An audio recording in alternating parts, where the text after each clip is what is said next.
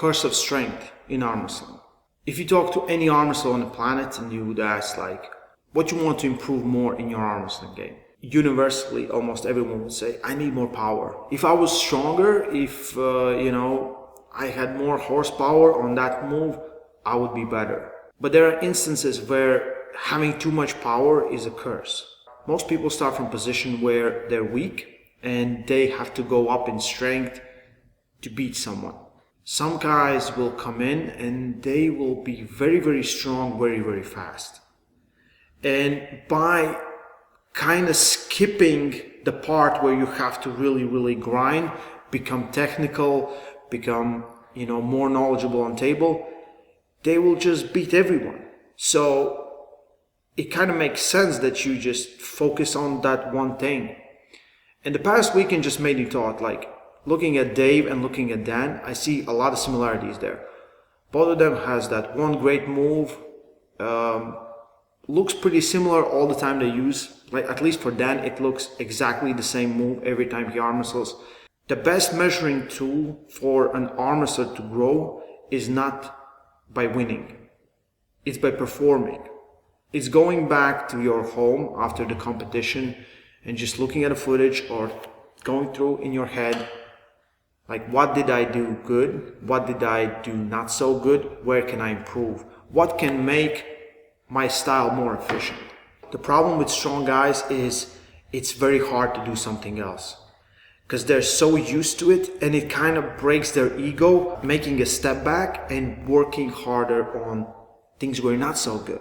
You don't develop those skills. This is what we see, and I'm going to bring some examples. The curse of strength comes in many different ways. A great example is Artur Makarov. At one point, Artur was just unbeatable. No one thought that anyone could beat him at 75 kg. If you're just beating everyone and your style works on everyone, like, why would you improve on that? And then we saw, I guess in 2018, we saw Mindaugas Tarasaitis top roll him. Okay, no one thought that that was possible. He did that. Then he had a super match versus Engin Terzi. Engin did it. Then Off Worlds, Irakli did it again. Then Alan Zaluev did it again in Russian Nationals. And he showed a little bit different way, but it was still ended up by top roll. And then Engin Terzi did it one more time. This is a great example, in my opinion, like how one guy will open up the door and everyone who has the right key will use that door. Because before that, no one really believed they could top roll him, or because some people tried and they just failed. But no one really believed in themselves. And I think Mindaugas kind of opened that door and everyone went in. What I don't want you to get from this video is that I'm saying like you should be weak and it feels better. Some people are very gifted in this sport, but they will not rise to the top straight away. They will have to spend some time to develop those skills. And again, I'll bring Giannis Amolic as an example. Giannis is a great example. Giannis was good, but not best in the world straight from the go. It took him like 12 years to reach that world champion title. Giannis in that time developed his style to be able to beat almost any other style. It wasn't just one variation of top roll. It was 20 different variations on top roll that you will use with different opponents. Pull out a hook or a press when needed. That's how you grow. That's how you invest your time in developing skill sets to beat everyone. When I say there's no one style that can beat all, I literally mean there isn't one style that can beat them all. You have to make small adjustments. And like Giannis is perfect at making small adjustments depending on who he is arm wrestling. Changing the trajectory of where he goes, changing the power that go through the back pressure of the hand, pronator, things like that. And the power arm wrestlers will face a lot of difficulties. I know, I have met a lot of these guys. We have had some really talented guys in the gym that just could not move forward. They are kind of like, we'll make a strategy that they will develop the technical skills, and this is how you should arm wrestle more efficiently in a tournament. But as soon as they don't feel comfortable, they will change and go back to their old ways.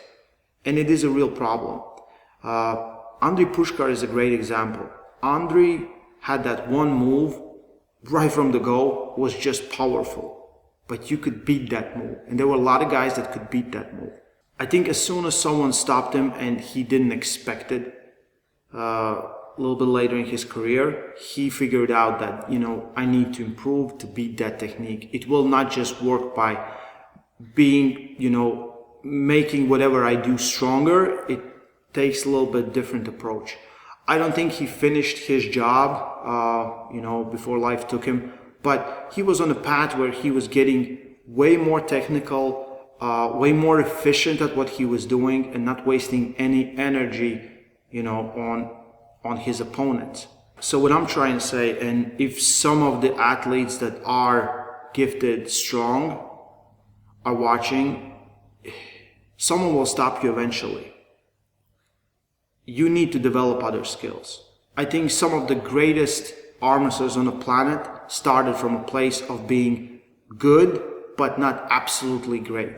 Even John Brzenk and Devin Larratt, they developed their skills by going in trenches and arm wrestling with a lot of opponents and different variations, different styles, and trying to figure stuff out. I think one of the superpower of John Brzenk was just figuring out what you are trying to do, and he had antidote for that move. The power is a blessing and a curse, and it really comes down how you use it. If you want to be not just good or great, but be recognized as one of all-time best or even the best, you have to spend more time in developing skills or techniques in arm wrestling.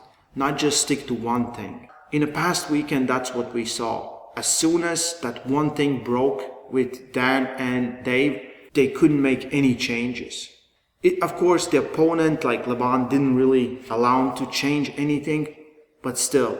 And I think another great example is Levon. Levon wasn't, he was strong and he was big when he got into the super heavyweights, but he developed a lot of skills. Like in his match versus Trubin, I didn't expect him to win because his right arm was always causing him trouble. He looked spectacular. In every other match, he kind of has the antidote for whatever his opponent is doing.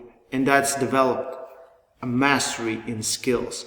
That's someone who that just doesn't want to be recognized as strong. And there are a lot of heavyweights or doesn't matter, middleweights, lightweights, that just want to be strong, just want to have that one move. But if you're strong, develop other skills, spend time there, and you'll be a legend eventually. So this was just on my mind, and I wanted to talk about it. And what are your thoughts about this? Leave a comment. Stay strong. Love arm wrestling.